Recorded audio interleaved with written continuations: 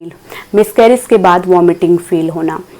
कई महिलाओं के इस तरह के सवाल आते हैं कि हमारा मिसकैरेज हो गया अचानक, लेकिन उसके बाद अभी भी हमें वॉमिटिंग फील होती है, उबकाई आती है, हमें कुछ खाने का मन नहीं होता। इस तरह के काफ़ी आप लोगों के सवाल आते हैं कि क्या अभी भी प्रेगनेंसी मटेरियल कुछ अंदर रह गया होगा, इससे हमें नुकसान तो नहीं होगा। इस तरह के काफ़ी आप लोगों के सवाल आते हैं, तो सबके मैं रिप्लाई नहीं दे सकती, इतना पॉसिबल नहीं हो पाता। तो आप के लिए मैं फुल वीडियो लेके आती हूँ जिससे ज़्यादा से ज़्यादा लोगों की हेल्प हो। तो इसे ज़्यादा से ज़्यादा शेयर कीजिएगा ताकि और भी लेडीज़ों की हेल्प हो सके।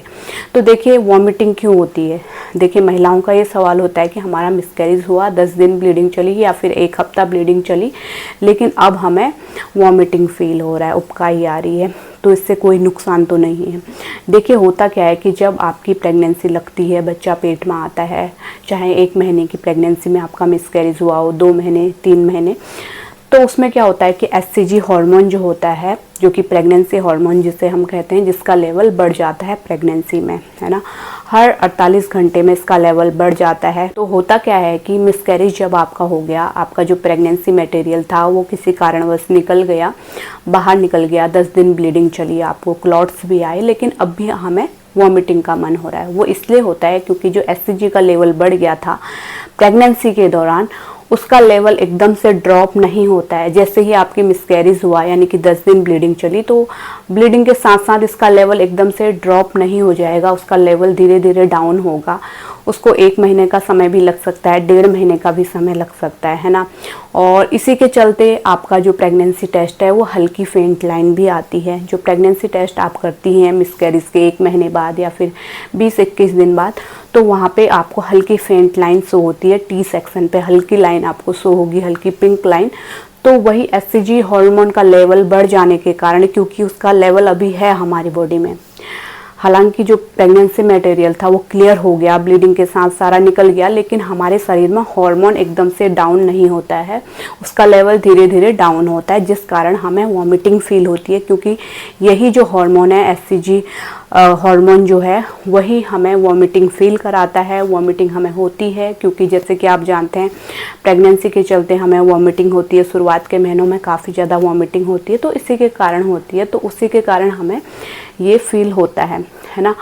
और इसके अलावा आप अपने मतलब सेफ्टी के लिए अल्ट्रासाउंड ज़रूर करवाएं, डॉक्टर से ज़रूर मिलें, है ना। कई बार लेडीज़ें मिसकैरेज हो जाता है, घर बैठ जाती हैं, डॉक्टर को नहीं बताती, किसी को भी नहीं बताती, लेकिन आपको ज़रूर डॉक्टर के पास जाना चाहिए। डॉक्टर अल्ट्रासाउंड करेंगे कि प्रेगनेंसी मटेरियल कोई अंदर तो नहीं रह गया। कई बार अंदर रहने की वजह से वो बच्चेदानी में इन्फेक्शन पैदा कर सकता है और आगे चल के आपको प्रेगनेंसी लगने में दिक्कत होती है, और यूट्रस में भी आपका इन्फेक्शन बढ़ जाता है और घाव हो जाता है, जो कि बच्चा लगने में आगे दिक्कत दे सकता है। कई बार ज़्यादा टाइम हो जाता है, फिर लेडीज को येलो डिस्चार्ज होता है, काफ़ी पेन होता है नीचे आपकी पेट वाले नीचे की एरिया में, तो लेडीज काफ़ी घबरा जाती है, ये क्यों हो रहा है। तो इसलिए अवेयरनेस होनी ज़रूरी है आपको, और अपनी सेफ्टी के लिए अल्ट्रासाउंड ज़रूर करवाएं। और जो ये वॉमिटिंग होना और हल्की लाइन आना, इसका मतलब होता है एचसीजी का लेवल धीरे धीरे डाउन हो रहा है।